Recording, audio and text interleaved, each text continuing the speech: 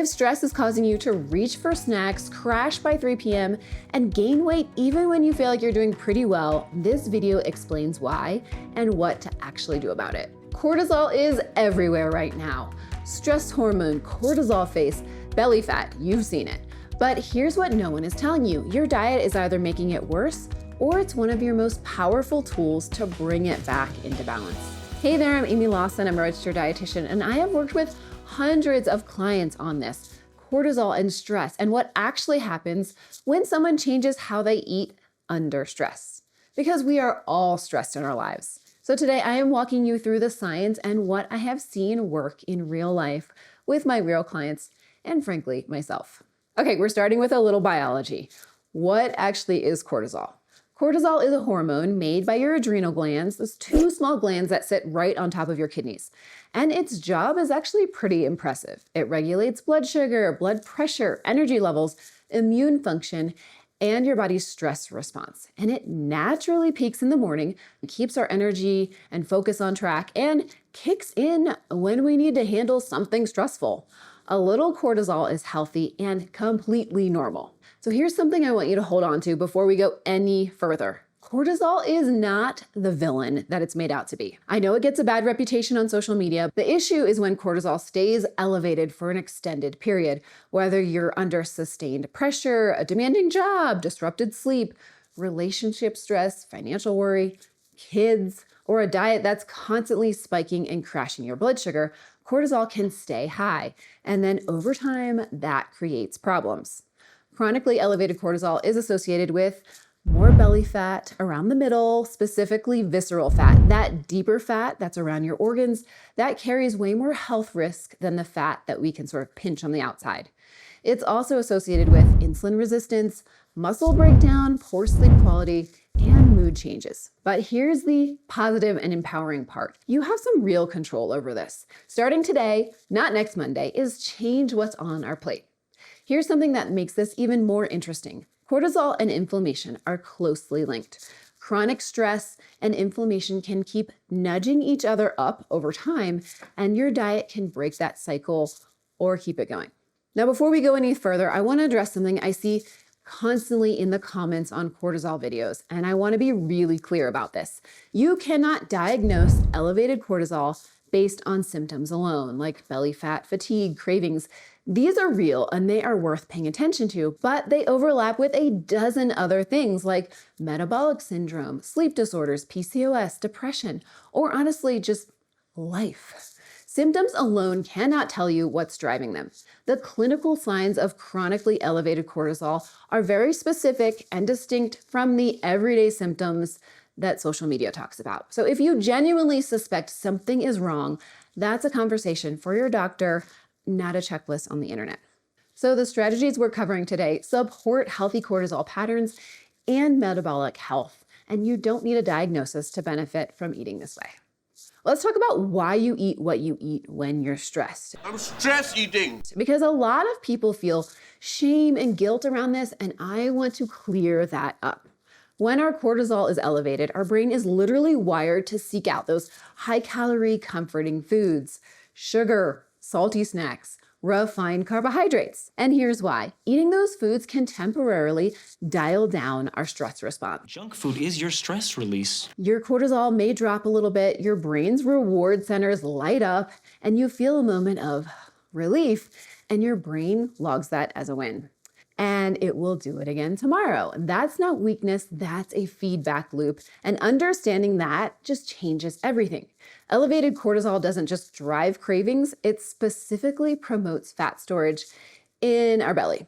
Research suggests that people with higher baseline cortisol tend to gain more weight over time and carry more belly fat, even after accounting for how much they say they're eating. So here's what the cycle looks like. Chronic stress leads to elevated cortisol, leads to cravings for comfort food, leads to blood sugar swings, which leads to more belly fat storage, which leads to more metabolic stress. And it feeds itself. So here's some strategies for when a craving hits, what actually helps. First, just name it. I'm stressed and I want kettle chips. That's me, my perfect example. That moment of awareness alone interrupts the autopilot, the just reaching into the bag of chips. Second, understand that cravings work like a wave. They rise, they peak, and then they come back down.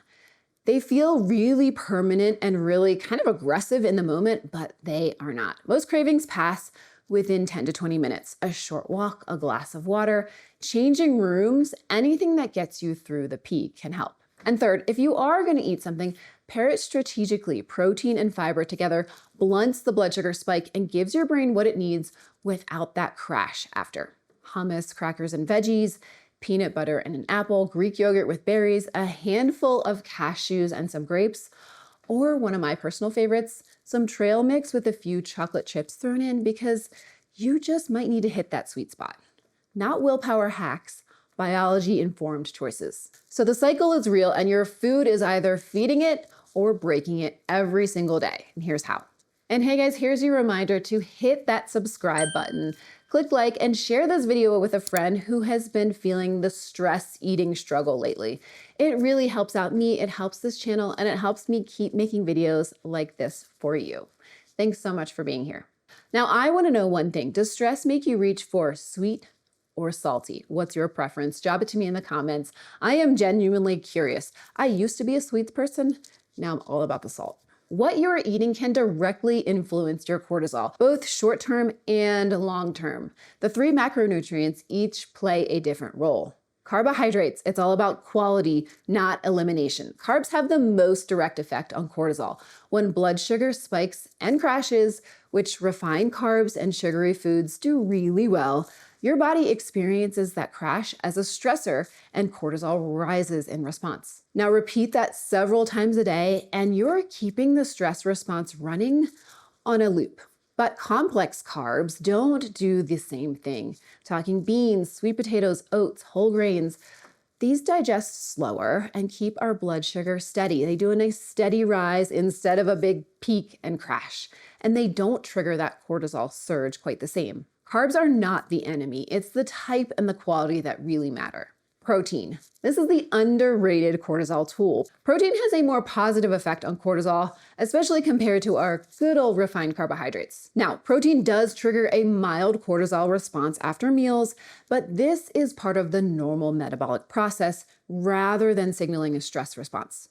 The key point is that protein doesn't cause the same cortisol spike and crash pattern that refined carbs do.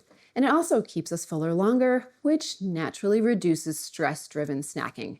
And this is one more reason beyond muscle and satiety to have a real protein source at every single meal. Now we gotta talk about fats, healthy fats and their supporting role. Olive oil, avocado, nuts, fatty fish like salmon, they help slow digestion, help keep our blood sugar a little more stable, and reduce the inflammation chronic stress creates. The fats to limit are the ones you probably already suspect. Trans fats, fats packaged with a lot of refined sugar and salt, all of our super processed things. Fast food. Healthy fat is not the enemy, it's a part of the balance. Here's the practical steps that you can start today. Number one, put protein on every plate, especially at breakfast.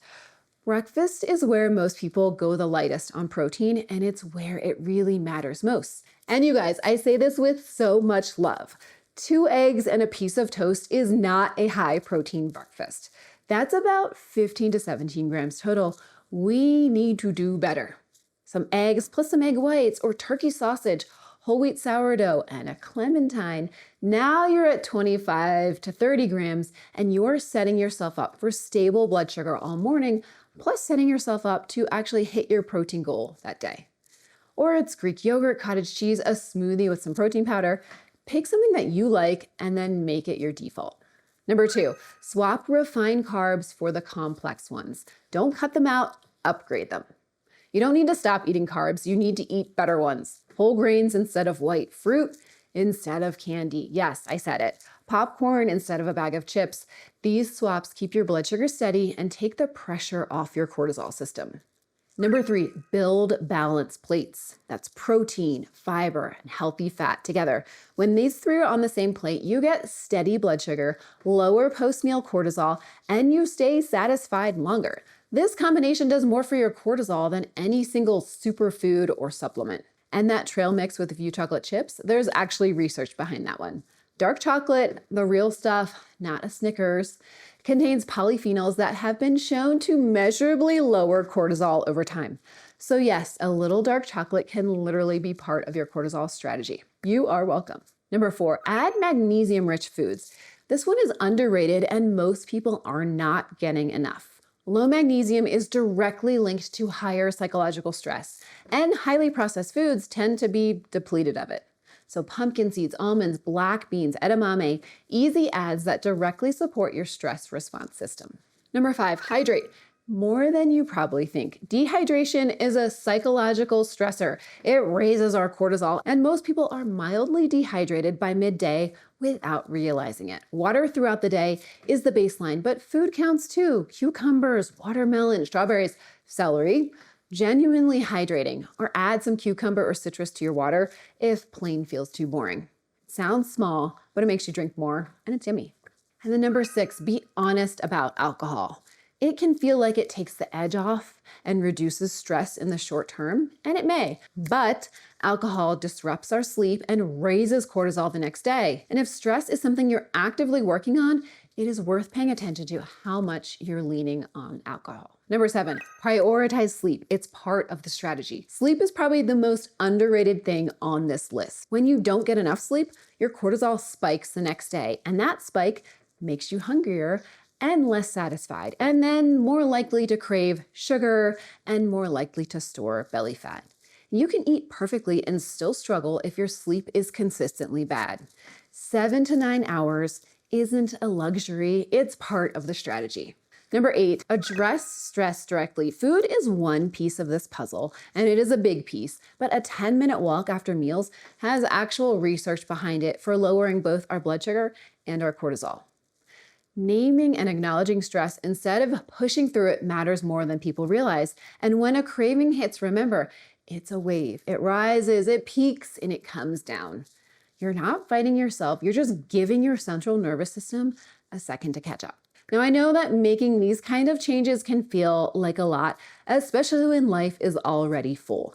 That's exactly why I offer one-on-one nutrition counseling, where we look at your life, your patterns, your stressors, and build a plan that actually fits you. And I still have $41 off through the end of March. Use the QR code on your screen right now or the link down in the description. Now let's talk about coffee, because I get asked about this a lot, and the internet is genuinely all over the place with it. First of all, caffeine does acutely raise cortisol. A cup of coffee can elevate cortisol for several hours after you drink it. Here's what's important to know. Our body develops a partial tolerance to caffeine's effects with our regular coffee drinking. But research shows that habitual coffee drinkers still experience cortisol increases from their second, third, and fourth cups a day. How many cups have you had this morning? None. Plus? 5, but yours is better. You have a problem. Yes, I do. And they may actually have heightened cortisol responses when facing stressful situations. So, does that mean you should quit? For the most part, no. Habitual moderate coffee drinkers, 1 to 3 cups a day, actually have favorable metabolic profiles overall. Lower inflammation, better insulin sensitivity, lower diabetes risk. The short-term cortisol bump doesn't tell the whole story. Now, there's 3 things worth being thoughtful about. Timing, your stomach, and your stress level. If coffee makes you jittery or anxious, try having it with some breakfast or some food instead of on an empty stomach.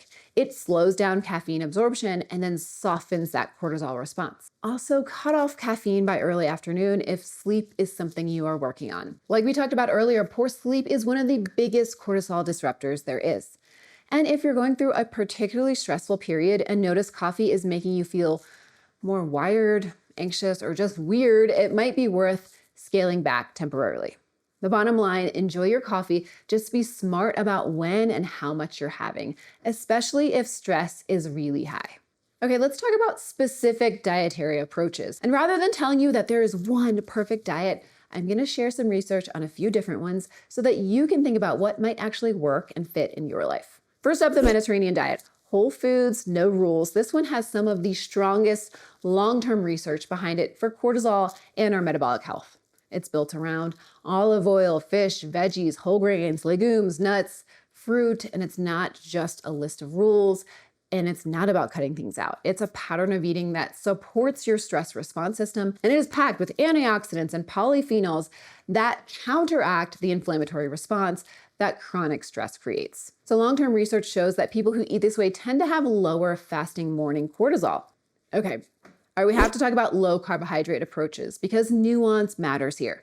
Reducing refined carbs specifically can lower the cortisol spikes that come from blood sugar swings. Now that part is true, but very low carb diets over the long term can actually raise cortisol in some people. Your body interprets significant carb restriction as a sort of physiological stressor. And one thing worth knowing, a lot of the quick weight loss at the start of a low carb diet is actually water weight.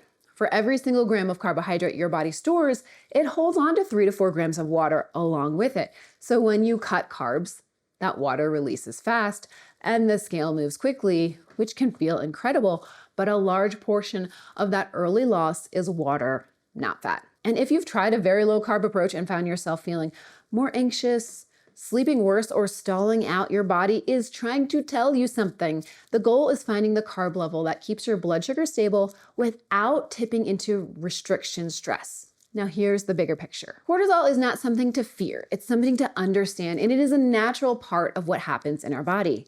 And it's absolutely something we can work with. When you eat in a way that supports a balanced cortisol, adequate protein, quality carbs, healthy fats, plenty of plants, your body responds. The cravings become more manageable, energy steadies out. For many people, the belly fat that felt so stubborn can start to shift. And it takes consistency and a little time, but these changes are powerful. And I want to be honest with you about that timeline. Some people feel a difference within a week. For others, it takes longer, and that's absolutely normal. What matters is that you keep going because consistency is what actually gets you there. Now, we kept today's focus on food because that's your foundation. And it's where the biggest levers are. But if you've done some internet research on cortisol, I know you might be wondering about supplements, ashwagandha, omega-3s, vitamin C. If you want a deep dive into that research, comment supplements below and I will make that video next. Your body's not trying to work against you, it's waiting for you to work with it. So go do that. And since we've been talking about cravings today, the next video I have for you is breaking the sugar habit, because sugar and cortisol together create a cycle that amplifies everything. Head on over there right now, and I will see you over there. Until then, eat well, be well, thrive.